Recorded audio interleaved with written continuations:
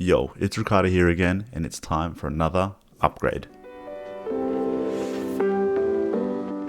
We've got a review of the Keychron K1v4 2 years after its initial release. What's new in this box is it does come with a braided cable. I've had the keyboard for about 2 months now, and since being a big fan of the Apple keyboard, transitioning into a mechanical keyboard, man, it was hard. It took about a week for me to kind of get used to the keyboard. The Magic Apple keyboard is about 1/2 centimeter off the table, whereas the K1v4 is about 2 centimeters off the table. As you can see here, your fingers have to travel much higher just to reach the first keycap compared to the Apple keyboard where your fingers literally glide over the top of it.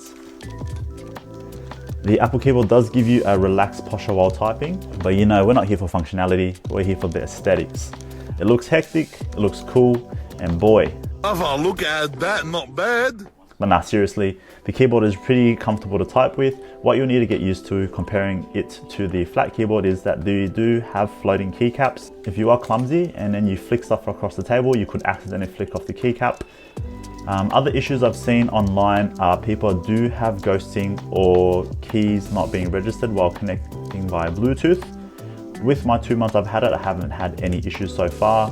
And of course, if you don't want to connect it via Bluetooth, if you do want to game with this keyboard, you can also connect it via USB and also charge it at the same time. We are talking about battery life here. I've left the keyboard on my table for about a week now. I do not turn it off, I leave it here, and it does go into standby mode by itself once you leave it alone for a little bit.